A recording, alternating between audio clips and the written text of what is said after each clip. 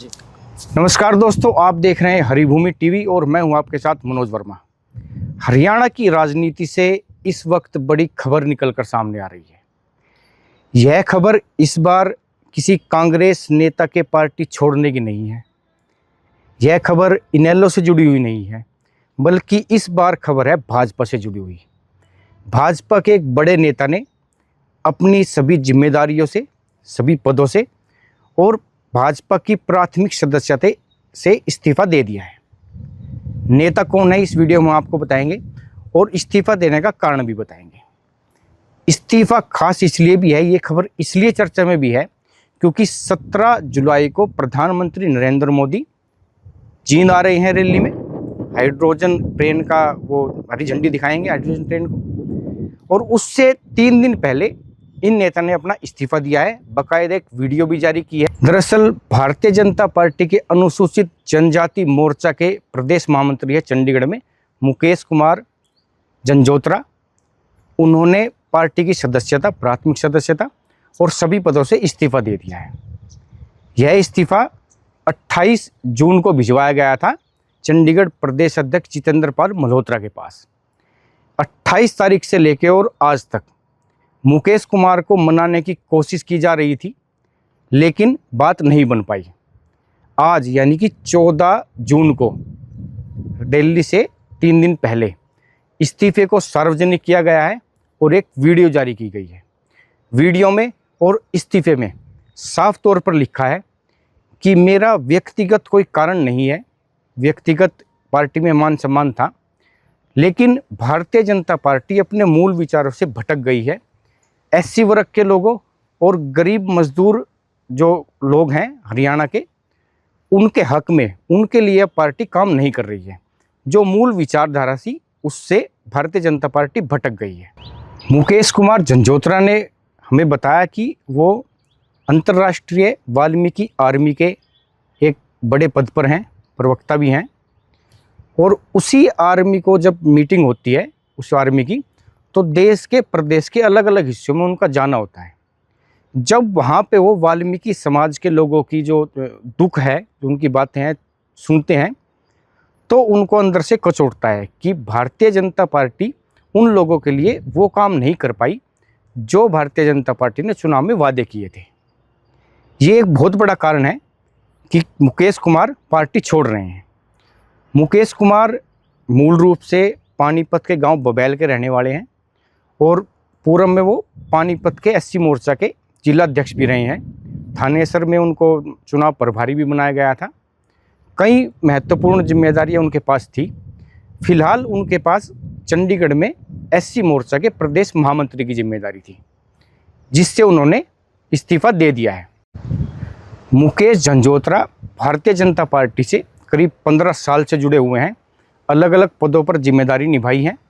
अब मुकेश का कहना है कि पार्टी में जो उनकी जो अनुसूचित जनजाति है, एससी वर्ग के लोग हैं, उनकी अपेक्षाओं पर जो है पार्टी खरा नहीं उतर रही है, उनकी उपेक्षा की जा रही है। मुकेश कुमार जंजोत्रा का इस्तीफा, जैसे अभी हमने आपको बताया कि किस लिए चर्चाओं में है, हरियाणा की राजनीति का चर्चा का विषय बना हुआ है, उसका सबसे बड़ा कारण एक है कि भारतीय जनता पार्टी की रैली है जींद में, प्रधानमंत्री नरेंद्र मोदी आ रहे हैं। उस रैली से 17 तारीख को रैली है, उस रैली से मात्र 3 दिन पहले मुकेश कुमार जंजोत्रा का इस्तीफा सार्वजनिक किया गया है। अब देखना यह हाल है कि भारतीय जनता पार्टी की तरफ से अभी तक कोई आधिकारिक प्रतिक्रिया इस्तीफे पर नहीं आई है। देखने लायक रहेगा कि भारतीय जनता पार्टी इस इस्तीफे पर कैसा रुख अपनाती है या इस इस्तीफे का क्या असर रहेगा भारतीय जनता पार्टी की राजनीति पर। मुकेश कुमार ने अपनी वीडियो में क्या कहा है वो भी हम आपको सुनवाएंगे। नमस्कार, मैं मुकेश कुमार जंजोत्रा वाल्मीकि। मैं आज ये घोषणा करता हूँ कि मैं भारतीय जनता पार्टी के सभी दायित्वों से और प्राथमिक सदस्यता से त्यागपत्र दे रहा हूँ। मैं पिछले 15 साल से लगातार पार्टी संगठन में दायित्व निभा रहा था। मौजूदा मैं प्रदेश महामंत्री एससी मोर्चा चंडीगढ़ की जिम्मेदारी मेरे पास थी और हरियाणा में मैं जिला अध्यक्ष पानीपत भी रहा, कुरुक्षेत्र का प्रभारी रहा, थानेसर विधानसभा का इंचार्ज रहा। विभिन्न चुनाव में मुझे काम करने का अन्य प्रदेशों में भी मौका मिला।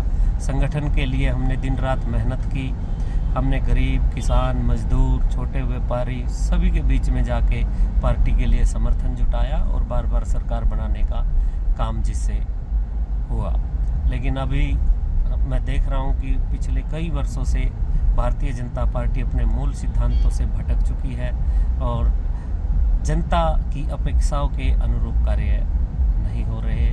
इसलिए मैं आहत होकर लोगों की भावनाएं आज भारतीय जनता पार्टी के खिलाफ हैं। उन सब की भावनाओं को मद्देनजर रखते हुए, उनकी कदर करते हुए मैंने भारतीय जनता पार्टी के सभी पदों से इस्तीफा देना ठीक समझा और आगे हम संघर्ष करेंगे और संघर्ष करके इस दमनकारी सरकार को हरियाणा प्रदेश से उखाड़ फेंकने का कार्य हरियाणा प्रदेश की देवतुल्य जनता के सहयोग से करेंगे। आप सबका धन्यवाद। मैं पूरी ईमानदारी और निष्ठा के साथ पार्टी के लिए कार्य किया। इसके साथ ही मैं अंतर्राष्ट्रीय वाल्मीकि आर्मी का अंतर्राष्ट्रीय महासचिव और प्रवक्ता भी हूँ, जिसके नाते मुझे पूरे देश में और खासकर हरियाणा प्रदेश में गांव-गांव में समाज के लोगों के बीच में जाने का अवसर मिलता है। मैं पिछले 6 महीने से समाज में प्रवास के दौरान मुझे ये महसूस हुआ कि मेरा एससी वर्ग, वाल्मीकि ही नहीं संपूर्ण एससी वर्ग भारतीय जनता पार्टी को वोट देकर अपने आप को ठगा महसूस कर रहा है। आज प्रधानमंत्री जी हरियाणा प्रदेश में आ रहे हैं। माननीय प्रधानमंत्री जी, हम आपकी इज्जत करते हैं, आप हमारे प्रधानमंत्री हो और इज्जत के साथ साथ हम आपसे उम्मीद भी करते हैं और उम्मीद ही नहीं, हम अपना अधिकार समझते हैं क्योंकि हमने आपके लिए काम किया, वोट सपोर्ट किया और आपको बार बार प्रधानमंत्री बनाने में हमने भी एक गिलहरी की तरह अपना योगदान दिया। कि साहब, प्रदेश में जो मजदूर, जो दलित वर्ग तिल तिल के आज मर रहा है, सिवाय मौजूदा सरकार आश्वासन के इनको कुछ नहीं दे रही है। आपसी फूट बढ़ाने का इन्होंने भरसक प्रयास किया, जिसमें ये अपने मंसूबों में कुछ हद तक कामयाब हो गए। लेकिन अब जनता जागरूक हो चुकी है, नहीं होगी तो आप अपने इन नुमाइंदों को कहिए कि इनके हित का कार्य करें, इनमें आपसी फूट ना डालें और कम से कम आप एक काम तो कर लीजिए। मैं आपसे हाथ जोड़कर प्रार्थना करता हूं। मैंने पिछले 15 साल में संगठन की सेवा की कि ग्रामीण सफाई कर्मचारी जो लगभग 11,000 की जिनकी संख्या है, वो